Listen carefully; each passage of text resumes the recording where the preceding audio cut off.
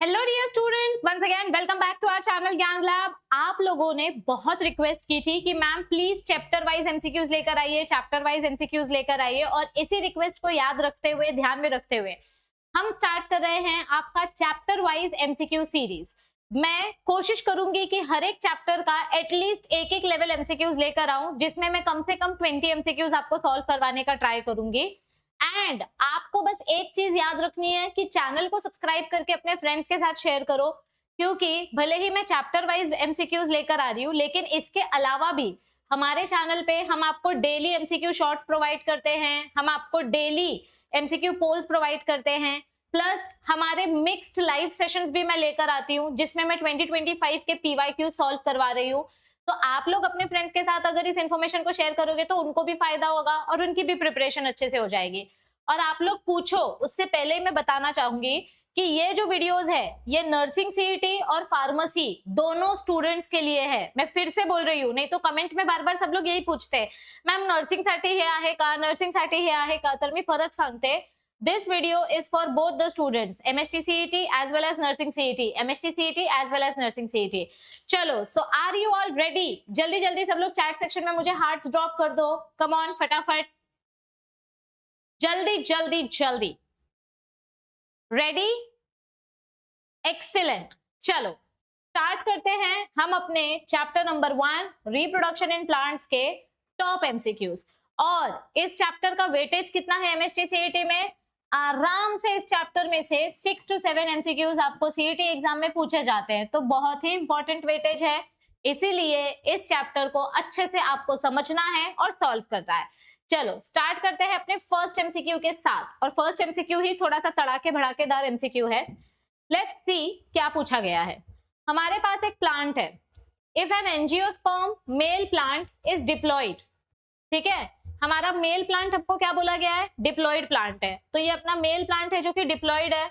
जब ये मियोसिस करेगा तो हमको हैप्लॉयड सेल्स मिलेंगे, मतलब एक मदर सेल से हमको 4 पोलन ग्रेन्स मिलेंगे। ओके, और हमारा जो फीमेल प्लांट है ये टेट्राप्लॉइड बोला गया है। So this is our female plant. ये फीमेल प्लांट क्या बोला गया है? ये टेट्राप्लॉइड है, यानी कि इसके पास स्टार्टिंग में 4 क्रोमोसोम्स हैं। जब ये मियोसिस करेगा तो मियोसिस में क्या होता है? मदर सेल का हाफ होता है, तो इसके जितने भी गैमेट्स होंगे सारे के सारे गैमेट्स 2n होंगे, क्योंकि इसका हाफ होगा। तो एंडोस्पर्म का प्लॉइडी लेवल क्या होगा ये आपको पूछा गया है। अब आप लोग को ओव्यूल का स्ट्रक्चर याद आना चाहिए, ठीक है। ओव्यूल का स्ट्रक्चर अगर आप यहाँ पर देखो, मैं ये यहाँ से इरेज कर देती हूँ, ठीक है। अगर आप यहाँ पर ओव्यूल का स्ट्रक्चर देखो तो हमने पढ़ा था कि आपके पास जो मेगास्पोर मदर सेल होता है, ये मेगास्पोर मदर सेल मियोसिस करता है। This is megaspore mother cell. ये मियोसिस करेगा, मियोसिस करके 4 सेल्स बनते हैं। अभी हमारा मेगास्पोर मदर सेल डिप्लॉयड नहीं है, our female plant is tetraploid, ठीक है, फीमेल इज टेट्राप्लॉइड। तो यहाँ 2n की जगह 4n आएगा। ओके, जब ये मियोसिस करेगा तो ये सारे सेल्स 2n होंगे। अभी हमने क्या पढ़ा था कि फीमेल गैमेटोफाइट में 3 गैमेट्स डिस्ट्रॉय हो जाते हैं, सिर्फ एक ही सेल आगे जाके मैच्योर होता है। और अब इसमें होगा न्यूक्लियर माइटोसिस। ये एक बार माइटोसिस करेगा, फिर 2 बार, दिस इज फर्स्ट माइटोसिस। अब यहाँ पर 2 बार माइटोसिस होगा, ठीक है, सिर्फ न्यूक्लियस माइटोसिस हो रहा है, दिस इज सेकेंड माइटोसिस। और अब यहाँ पर थर्ड टाइम माइटोसिस होगा। तो 1 से मिला 2, 2 से मिले 4, और अब 4 से मिलेंगे आपको 8 सेल्स, ठीक है। यहाँ पर 4 सेल्स आएंगे, 2 2 2 2, और यहाँ पर 4 सेल्स आएंगे, 2 2 2 2। अब हमने क्या पढ़ा था कि इस साइड से एक सेल और इस साइड से एक सेल शिफ्ट होकर पोलर न्यूक्लियस बनता है। तो यहाँ पर एंटीपोडल सेल्स बचे 2 2 2 2 2 2, और यहाँ पर आपके 2 पोलर न्यूक्लियस आ गए, करेक्ट। ये बन गया अपना सेकेंडरी न्यूक्लियस। ध्यान से देखो, ये अपना क्या बन गया? This is our secondary nucleus. अब मेल गैमेट जब आएगा, अपना मेल गैमेट तो नॉर्मल है, यहाँ पर अपने को मेल गैमेट्स हैप्लॉइड मिले हैं, ठीक है। तो अब जब मेल गैमेट आएगा, यहाँ पर एक मेल गैमेट इधर जाएगा एग सेल के पास, और एक मेल गैमेट सेकेंडरी न्यूक्लियस के पास आएगा। तो secondary nucleus plus male gamete, इन दोनों को मिलाकर ट्रिपल फ्यूजन होता है। और ट्रिपल फ्यूजन की वजह से हमको यहाँ पर जो प्रोडक्ट मिलता है, इस प्रोडक्ट को हम बोलते हैं एंडोस्पर्म। तो यहाँ पर एंडोस्पर्म में आपको कितने न्यूक्लियस दिखाई दे रहे हैं? 2 nucleus plus 2 nucleus plus 1 nucleus. देखो यहाँ पर ध्यान से आपको एक्सप्लेनेशन भी दिया है। हमारा प्राइमरी एंडोस्पर्म न्यूक्लियस कैसे बनता है? Bye fusion of 2 female polar nuclei. देखो 2 पोलर न्यूक्लियस है, 2n प्लस 2n 4n, और यहाँ पर एक मेल गैमेट ऐड हो जाएगा, तो 4n प्लस 1n।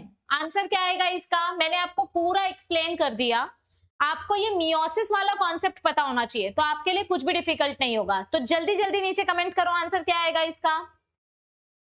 इतने बड़े बड़े और कॉम्प्लिकेटेड एमसीक्यूज आते हैं और बच्चे कंफ्यूज हो जाते हैं, तो इसका आंसर आएगा ऑप्शन नंबर बी। क्या आएगा इसका answer? Option number B. Excellent. Next question. Okay, question पढ़ो और आंसर करने का ट्राई करो। हमारे जो मेल गैमेट्स हैं एंजियोस्पर्म्स में, ये कैसे बनते हैं? देखो ये अपना माइक्रोस्पोर मदर सेल है, ये माइक्रोस्पोर मदर सेल मियोसिस करता है, मियोसिस करके हमको टेट्राड देखने मिलते हैं, एन एन एन एन। इसको हम बोलते हैं पोलन ग्रेन, या फिर इसके लिए नाम है मेल गैमेटोफाइट। गैमेटोफाइट वर्ड का मतलब क्या होता है? Gamete producing organ. अब ये जो पोलन ग्रेन है, ये पोलन ग्रेन आगे जाके माइटोसिस 1 करेगा, तो इसमें 2 सेल बनेंगे, एक वेजिटेटिव सेल, एक जनरेटिव सेल। और आगे जाके जनरेटिव सेल जब माइटोसिस 2 करेगा, तो यहां पर आपको क्या दिखाई देगा? 2 मेल गैमेट्स दिखाई देंगे। तो generative cell, G for generative cell, G for gametes. ये देखो आपकी टेक्स्ट बुक में भी सेम डायग्राम दिया गया है। ये अपना पोलन ग्रेन है, ये फर्स्ट माइटोसिस करता है, माइटोसिस 1, तो वेजिटेटिव सेल और जनरेटिव सेल बनता है। और जब ये सेकेंड माइटोसिस करेगा, दिस इज माइटोसिस 2, तो आपको 2 मेल गैमेट्स मिलेंगे। तो जनरेटिव सेल से हमको 2 मेल गैमेट्स मिलते हैं। तो इस क्वेश्चन का राइट आंसर क्या आएगा बच्चों? बताओ चैट बॉक्स में। The right answer for this question is option number A, generative cell से हमारा मेल गैमेट्स बनेगा। ऐसे टाइप के क्वेश्चंस आते हैं एमएसटी सीईटी एग्जाम और नर्सिंग सीईटी एग्जाम में।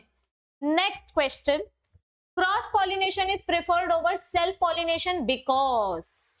अब आप बताओ इसका रीजन क्या होगा? हम सेल्फ पॉलिनेशन कब करते हैं? जब हमको सेम वैरायटी के प्लांट्स चाहिए। हम क्रॉस पॉलिनेशन क्यों करते हैं? जब हमको अलग वैरायटी चाहिए। तो क्रॉस पॉलिनेशन करना इजी नहीं है, ठीक है? हमको बेटर ऑफस्प्रिंग मिलेगा इसकी कोई गारंटी नहीं है, और पार्थेनोजेनेसिस होगा ये भी नहीं होता है। लेकिन हम क्रॉस पॉलिनेशन क्यों करते हैं? क्योंकि इससे हमको न्यू वेराइटीज मिलती है। So you guessed it right. क्या आएगा इस क्वेश्चन का right answer? Option number C, correct. चलो अब नेक्स्ट क्वेश्चन में जाते हैं। Entry of pollen tube through micropyle and chalaza. अब ये तो बहुत सिंपल क्वेश्चन है, ये तो आप अपने नींद में भी बता सकते हो। ये बोर्ड्स में भी आया था, कितने साल से क्वेश्चन बोर्ड्स में आ रहा है। जब आपका पोलन ट्यूब माइक्रोपाइल से जाता है तो उसको क्या बोलते हैं, और जब चलाजा से जाता है तो उसको क्या बोलते हैं? This is micropyle, this is chalaza. तो नाम आपको दिया है, ऑप्शन आपको चेक करना है। जल्दी जल्दी नीचे कमेंट करो answer. Yes, the answer is porogamy and chalazogamy. Correct? Next, the sequence of development of embryo sac. मैंने अभी आपको ड्रॉ करके बताया था embryo sac कैसे डेवलप होता है। हमारे पास मदर सेल है, ठीक है? We have mother cell. ये मदर सेल क्या करेगा? मियोसिस करेगा। मियोसिस करके 4 सेल्स बनते हैं, उसमें से 3 डिस्ट्रॉय हो जाते हैं, एक सेल बचता है। इसको हम बोलते हैं मेगास्पोर, और फिर ये मेगास्पोर एम्ब्रियो सैक बनाता है। करेक्ट? तो बताओ आंसर किसके साथ मैच कर रहा है? ये मदर सेल कहां पर प्रेजेंट है? This megaspore mother cell is present inside the ovary, तो इसको बोलते हैं मेगास्पोरेंजियम। क्या बोलेंगे इसको? मेगास्पोरेंजियम के अंदर मदर सेल प्रेजेंट है। ये अपना मेगास्पोरेंजियम है, इसके अंदर अपना मदर सेल प्रेजेंट है, और मदर सेल मियोसिस करके मेगास्पोर बनाता है। तो मैंने आपको सीक्वेंस ऑलरेडी बताया है, ऑप्शन नंबर सी के साथ अपना सीक्वेंस मैच हो रहा है, राइट? चलो next question, study the following statement and select the correct option. Okay, अभी ऐसे टाइप के क्वेश्चंस बहुत आते हैं सीईटी एग्जाम में। चलो स्टेटमेंट्स पढ़ते हैं। फर्स्ट स्टेटमेंट में क्या बोला गया है? टेप्टम nourishes the development of pollen grains. Correct, ये अपना एंथर है, एंथर के अंदर वाली लेयर में टेप्टम होते हैं, ये टेप्टम क्या करते हैं, पोलन ग्रेन्स को खाना देते हैं, so this is correct. Next, hilum represents the junction between ovule and funicle, ये अपना ओव्यूल है, ठीक है। अभी ये मेरा फ्यूनिकल है और ये मेरा ओव्यूल है, तो इसके बीच का जो कनेक्शन है, इस कनेक्शन को बोलेंगे hilum, this is also correct. Second statement is also correct. In plants such as bottle brush, Butea, pollination occurs by water, ये गलत स्टेटमेंट है। बी, इससे आपको याद आना चाहिए कि ये बर्ड पॉलिनेशन होता है, तो ये गलत स्टेटमेंट है। प्राइमरी एंडोस्पर्म न्यूक्लियस कैसे बनता है, ट्रिपल फ्यूजन से बनता है। नॉर्मल केस में ट्रिपल फ्यूजन कैसे होता है, secondary nucleus plus male gamete दोनों से मिला के बनता है प्राइमरी एंडोस्पर्म, तो ये ट्रिप्लॉइड होता है, so this is correct. Only one option is incorrect, तो यहां पर आंसर क्या आएगा बताओ। Yes, only option number C is incorrect, तो द आंसर इज, ये देखो बर्ड पॉलिनेशन का एग्जांपल है बॉटल ब्रश, ब्यूटिया, तो इस क्वेश्चन का राइट आंसर क्या आएगा, ऑप्शन नंबर बी। सिर्फ एक ही ऑप्शन इनकरेक्ट है। नेक्स्ट क्वेश्चन, स्पीड अपने को थोड़ी सी बढ़ानी पड़ेगी, मतलब आप लोग को स्पीड बढ़ानी पड़ेगी, मैं इससे ज्यादा फास्ट जाऊंगी तो आपको समझेगा ही नहीं। Now you have to match the type of pollination with their example, मतलब पॉलिनेशन के नाम दिए, आपको बस उसको मैच करना है सही पेयर के साथ। चलो देखते हैं, स्टार्ट करते हैं सिंपल विंड पॉलिनेशन के साथ। विंड पॉलिनेशन को हम बोलते हैं एनीमोफिली, तो डी का आंसर आएगा ओ। अब चेक करो, डी का आंसर सिर्फ एक ही जगह पे करेक्ट है, बाकी सब गलत है, तो ऑटोमेटिकली पूरा का पूरा ऑप्शन एलिमिनेट हो गया। वाह, 5 सेकंड में आंसर मिल गया, इसको बोलते हैं एलिमिनेशन स्ट्रैटेजी। एक ही ऑप्शन सही है, बाकी सब गलत है। चेक करो, जीनोगैमी मतलब क्या होता है, क्रॉस पॉलिनेशन, तो सी का आंसर आएगा पी। एंटोमोफिली मतलब क्या होता है, इंसेक्ट पॉलिनेशन, तो बी का आंसर आएगा एम। एंड लास्ट में क्या बचा, जिटोनोगैमी, ए का आंसर आएगा, सॉरी इधर किधर आ गई मैं, ए का आंसर आएगा एन, राइट। तो क्या है इधर पे राइट आंसर, मैंने इतना फटाक से आपको आंसर का ट्रिक बता दिया। ये देखो यहाँ पे अलग अलग टाइप के पॉलिनेशंस दिए हैं, एनिमोफिली, हाइड्रोफिली, एंटोमोफिली, सब दिया है, जिटोनोगैमी, तो correct answer is option number C, पहले ही पता चल गया था। नेक्स्ट क्वेश्चन, अब इधर ओव्यूल का स्ट्रक्चर दिया है, ओव्यूल के स्ट्रक्चर के साथ उसका पार्ट आपको मैच करना है, ठीक है। चलो ओव्यूल का स्ट्रक्चर देखो और पार्ट देखो और मैच करो, आंसर बताओ क्या आएगा। इतना तो खुद से कर सकते हो, है ना, I can trust you with this. बताओ क्या आंसर आएगा।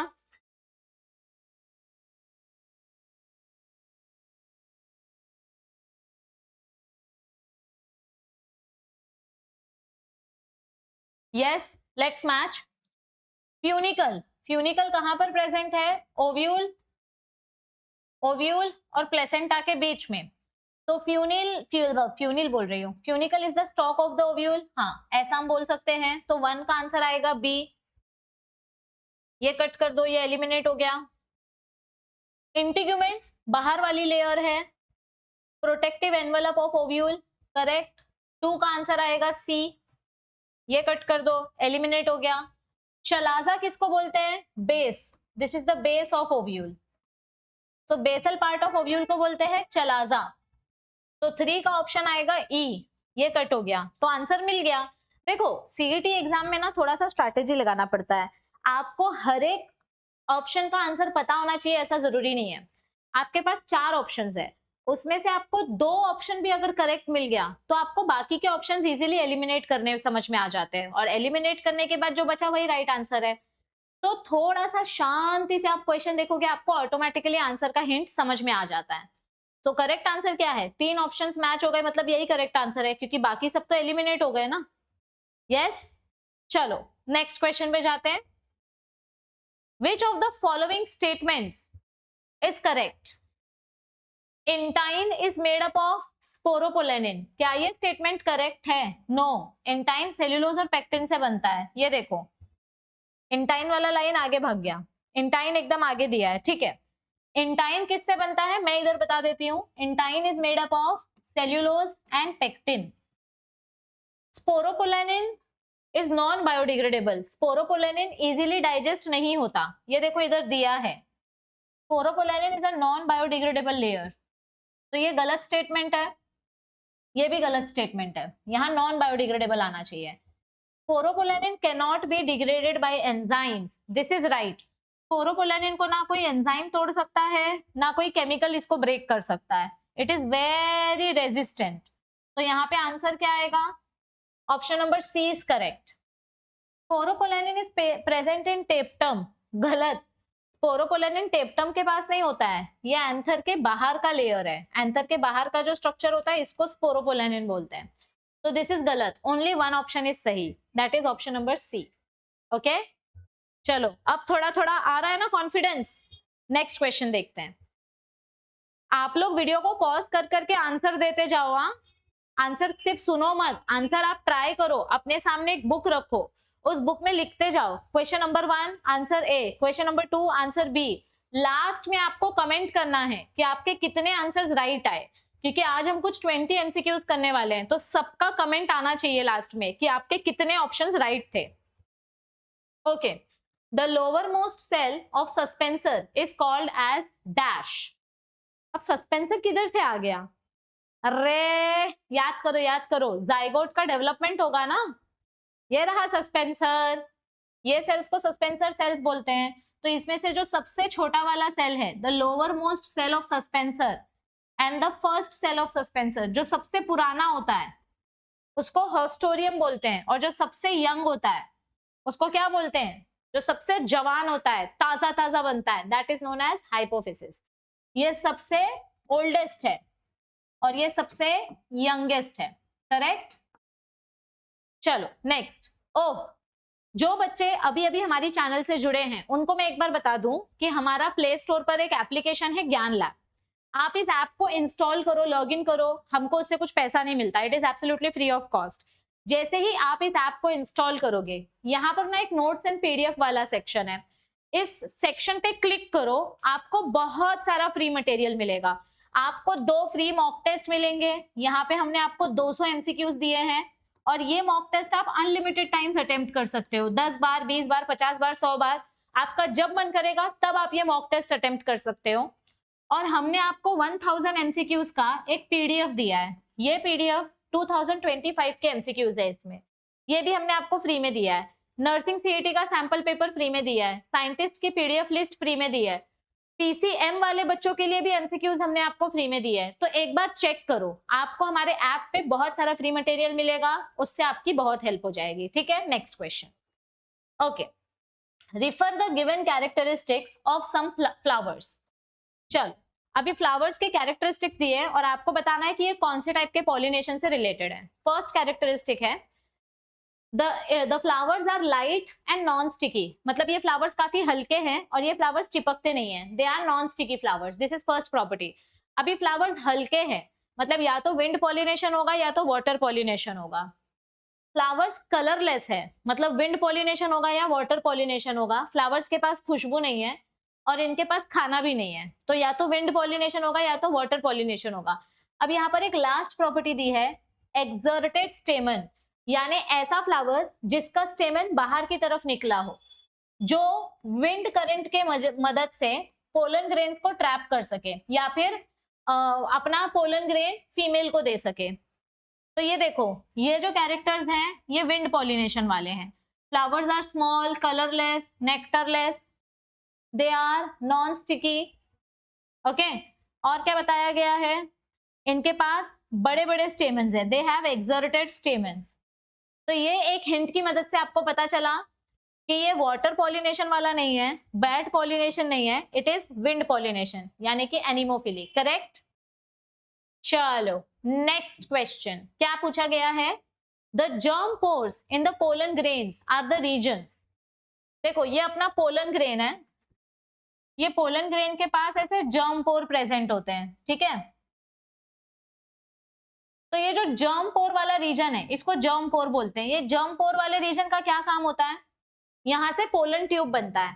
तो जर्म पोर कहाँ प्रेजेंट है, जहां पे आपका स्पोरोपोलेनिन गायब हो जाता है, दिस इज योर स्पोरोपोलेनिन। ये स्पोरोपोलेनिन इधर पे बहुत पतला है, या फिर आप बोल सकते हो कि यहाँ पर है ही नहीं, स्पोरोपोलेनिन इज एब्सेंट। तो जहां पर स्पोरोपोलेनिन एब्सेंट होता है उस रीजन को हम बोलते हैं जर्म पोर वाला रीजन। तो मैंने आपको हिंट बता दिया है, आंसर बताओ क्या आएगा। जर्म पोर कहां पर प्रेजेंट होता है? लिग्निन के पास? नहीं। They can survive in high temperature? No. Through which zygote is released into female gametophyte? No, ये तो माइक्रोपाइल से आता है। जर्म पोर कहां प्रेजेंट होते हैं? जहां पे एक्साइन मेम्ब्रेन बहुत पतली होती है। स्पोरोपोलेनिन मतलब आउटर लेयर, एक्साइन वाली लेयर। Okay, next. Developing pollen is nourished by, pollen grain को खाना कौन देता है? ये तो बहुत सिंपल क्वेश्चन है। पोलन ग्रेन्स को खाना कहां से मिलता है? They get food from tapetum. कहां से मिल रहा है पोलन ग्रेन्स को खाना?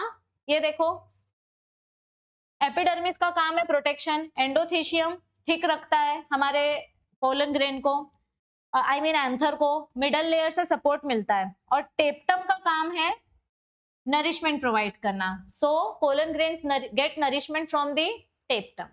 Next question, flowers dull colour के हैं विथ स्ट्रॉन्ग फ्रेग्रेंस, मतलब फ्लावर्स का कलर डल है बट उसमें खुशबू बहुत ज्यादा स्ट्रॉन्ग है। अभी स्ट्रॉन्ग खुशबू किसके लिए चाहिए होती है? या तो इंसेक्ट को अट्रैक्ट करने के लिए, या तो बर्ड को अट्रैक्ट करने के लिए, या तो एनिमल्स या बैट को अट्रैक्ट करने के लिए। लेकिन इंसेक्ट और बर्ड को अगर अट्रैक्ट करना है तो फ्लावर्स का कलरफुल होना भी जरूरी है, क्योंकि इंसेक्ट कलरफुल फ्लावर के पास आता है। पर इधर पे क्या बोला है कि ये फ्लावर डल कलर का है, ठीक है, और बहुत ज्यादा पोलन ग्रेन्स बनते हैं इसमें। तो एक ही ऑप्शन बचा, फ्लावर डल कलर का है बट बहुत ज्यादा खुशबू है, क्योंकि रात के टाइम पे वैसे भी कलर्स दिखाई नहीं देते, तो बैट्स को सिर्फ व्हाइट कलर का फ्लावर दिखेगा, यानी डल कलर का फ्लावर। तो ये चिरोप्टेरिफिली का adaptation है, flowers are dull but they have very strong fragrance, so answer is option number C for chiropterophily, ऐसे बोल रही हूं मैं, ठीक है। Next, self pollination which involves two different flowers of the same plant but two different flowers, बताओ बताओ बताओ बताओ बताओ। self pollination which involves two different flowers of the same plant is, ये देखो, एक ही प्लांट के दो फ्लावर्स के बीच का पॉलिनेशन, क्या आएगा इसका answer? Geitonogamy, neighbouring flowers. Select the correct statement. Endosperm is generally triploid in angiosperm, correct. Endosperm mostly तो ट्रिप्लॉइड होता है, क्योंकि ये पोलार न्यूक्लियस मतलब secondary nucleus plus male gamete से बनता है। Next, all angiosperms have monosporic and endosporic embryo sac, ये स्टेटमेंट थोड़ा सा डाउटफुल है, मैं बताती हूँ क्यों। थर्ड स्टेटमेंट है angiosperms are characterised by double fertilisation, yes, gymnosperms में डबल फर्टिलाइजेशन नहीं होता, सिर्फ एंजियोस्पर्म्स में डबल फर्टिलाइजेशन होता है। In angiosperms siphonogamy occurs which ensures fertilisation. Siphonogamy मतलब क्या होता है? पोलन ट्यूब की मदद से हमारे मेल गैमेट्स फीमेल के एम्ब्रियो सैक तक पहुंचते हैं, to reach embryo sac, that is siphonogamy. अभी मैंने सी वाला ऑप्शन क्यों बोला कि सॉरी बी वाला ऑप्शन क्यों बोला कि ये थोड़ा डाउटफुल है, क्योंकि देखो यहां पर क्या बोला है, जब एक मेगास्पोर मदर सेल से when embryo sac develops from one megaspore it is known as monosporic development. लेकिन कभी कभी दो मेगास्पोर्स की मदद से दो एम्ब्रियो सैक बन सकता है, तीन मेगास्पोर की मदद से तीन एम्ब्रियो सैक बन सकता है। तो होने के लिए तो ऐसा हो सकता है ना, हम ऐसा नहीं बोल सकते कि सारे एंजियोस्पर्म्स में एक ही एम्ब्रियो सैक बनेगा, ये स्टेटमेंट गलत है। अगर यहाँ पर बोला होता है कि most of the angiosperms have monosporic तो ये राइट होता, पर यहाँ पे क्या बोला है, सारे एंजियोस्पर्म्स में मोनोस्पोरिक डेवलपमेंट होता है, मतलब एक से ही बनता है अपना embryo sac, that is wrong. तो ऑप्शन नंबर बी को छोड़कर बाकी सारे ऑप्शन करेक्ट है। Okay, are you satisfied with the answer? Next, अब भी हमने पढ़ा, इसका आंसर तो आना चाहिए आपको, थोड़ा सा घुमा के दिया है क्वेश्चन। जिटोनोगेमी में क्या होता है, सेम प्लांट के दो फ्लावर्स के बीच में रिप्रोडक्शन होता है। तो geitonogamy involves fertilisation of flower by pollen from another flower of the same plant, correct. Same flower नहीं आएगा, अनदर प्लांट नहीं आएगा, फ्लावर ऑफ अनदर प्लांट नहीं, सेम प्लांट होना चाहिए। भाई भाई आपस में, एक ही माँ के दोनों बच्चे हैं, दोनों के बीच में आपस में फर्टिलाइजेशन हो रहा है, दैट इज जिटोनोगेमी। नेक्स्ट, चलो last 2 questions, I mean last 3 questions, इसको पकड़ के। मैंने आपको अभी थोड़े टाइम पहले हिंट दिया था, जर्म पोर का क्या फंक्शन होता है, बताओ। What is the function of germ pore? क्या करने में हेल्प करता है germ pore? Germ pore helps in the development of, ये देखो ये जर्म पोर है, जर्म पोर क्या करेगा, इट हेल्प्स इन द, इधर पे एक है, इधर पे एक है, इधर पे एक है, तो जर्म पोर से क्या निकलता है अपना, पोलन ट्यूब। जर्म पोर से हमारा पोलन ट्यूब निकलता है। सो आंसर क्या आएगा, ऑप्शन नंबर सी, यानी it helps in initiation of pollen tube. Second last question, the shield shaped cotyledon, single cotyledon of monocot is called as dash. Monocot plants में जो single cotyledon होती है, उस single cotyledon का नाम क्या होता है, बताओ।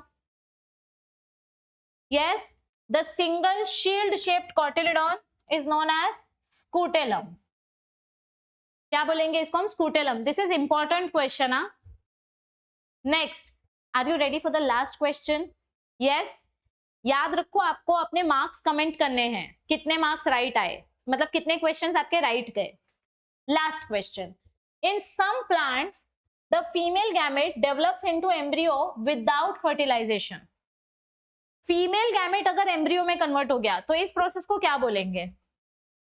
Parthenogenesis means development of embryo directly from egg cell और मेल गैमेट। फीमेल गैमेट हो या मेल गैमेट हो, अगर हमको डायरेक्ट एम्ब्रियो सैक मिला तो उसको पार्थेनोजेनेसिस बोलते हैं। फिर मैम पार्थेनोकार्पी मतलब क्या होता है? पार्थेनोकार्पी में यहां पर आपका जो ओवरी है, ये ओवरी फ्रूट में कन्वर्ट हो जाता है without any seed. Ovary converts into fruit. Parthenogenesis में क्या हो रहा है? पार्थेनोजेनेसिस में मियोसिस होता है, अंदर एम्ब्रियो सैक है, मतलब फीमेल सेल है, एग सेल, और ये एम्ब्रियो में कन्वर्ट हो रहा है। Your female is getting converted into embryo. यहाँ पर फ्रूट फॉर्मेशन से कुछ लेना देना नहीं है, बट एम्ब्रियो फॉर्मेशन से लेना देना है। पार्थेनोकार्पी में फ्रूट फॉर्मेशन से लेना देना होता है। तो इस क्वेश्चन का राइट आंसर आएगा पार्थेनोजेनेसिस, क्योंकि मुझे पता है बहुत सारे बच्चे पार्थेनोकार्पी और पार्थेनोजेनेसिस में कंफ्यूज होते हैं। पार्थेनोजेनेसिस में फ्रूट बनता है ऑक्सिन हार्मोन की मदद से, और पार्थेनोजेनेसिस में एम्ब्रियो बनता है या तो फीमेल या तो मेल गैमेट से। करेक्ट? ओके। अब जिन बच्चों ने वरदान बैच ज्वाइन नहीं किया है, लेकिन अगर आपको सच में सीईटी क्लियर करनी है, तो आपके पास लास्ट ऑप्शन है, हमारा मॉक टेस्ट ज्वाइन करो। ये हमारा फुल लेंथ वाला मॉक टेस्ट है। यहाँ पर आपको कुछ 33-34 मॉक टेस्ट मिलेंगे, यानी 3400 एमसीक्यूज। उसके अलावा चैप्टर वाइज मॉक टेस्ट भी आपको हमने दिया है, एवरी चैप्टर 3 मॉक टेस्ट। तो ऐसे आपको बहुत 4-5 हजार एमसीक्यूज आपको मिलेंगे प्रैक्टिस करने के लिए, एंड एट 499।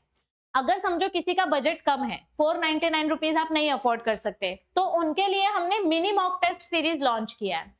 यहाँ पे आपको मिलेंगे 9 मॉक टेस्ट, यानी कि 900 MCQs in 99 rupees, which is very affordable to I think most of the people, right? और अगर समझो आप वो भी नहीं अफोर्ड कर पा रहे, तो यूट्यूब पे फ्री एमसीक्यू सीरीज फॉलो करो। किसी को अगर क्रैश कोर्स लेक्चर्स देखना है, मैं बहुत क्रैश कोर्स के फॉर्म में लाइव लेक्चर्स लेती हूँ, तो आप हमारा वरदान बैच ज्वाइन कर सकते हो। यहाँ पर वरदान बैच में आपको ये पूरा मॉक टेस्ट फ्री में मिलेगा, मतलब लेक्चर्स भी मिल जाएंगे और मॉक टेस्ट भी मिल जाएगा, तो ये आपका चॉइस है। और अगर कोर्स परचेस करते वक्त कोई प्रॉब्लम हुई तो आप हमें हमारे हेल्पलाइन नंबर पे कांटेक्ट कर सकते हो। सो आई होप कि आपको आज का सेशन हेल्पफुल लगा होगा, अच्छे से समझ में आया होगा। अब अगर आप चाहते हो कि मैं जल्दी जल्दी बाकी के चैप्टर्स के भी एमसीक्यू सीरीज लेकर आऊं, तो जल्दी जल्दी इस वीडियो को बहुत बहुत बहुत ज्यादा अपने फ्रेंड्स के साथ शेयर करो, वीडियो को लाइक करो, चैनल के नीचे कमेंट करो, तो मैं आप लोग के लिए जल्दी ही सेकंड चैप्टर के एमसीक्यूज लेकर आऊंगी। और मैं बहुत सारे लाइव सेशंस लाने वाली हूँ। चैनल को सब्सक्राइब करके नोटिफिकेशन ऑन रखो, आप लोगों के लिए बहुत कुछ आने वाला है for CET as well as for nursing students. So all the best everybody, I will see you all very soon. Till then, stay tuned and please take care of your health. Bye bye.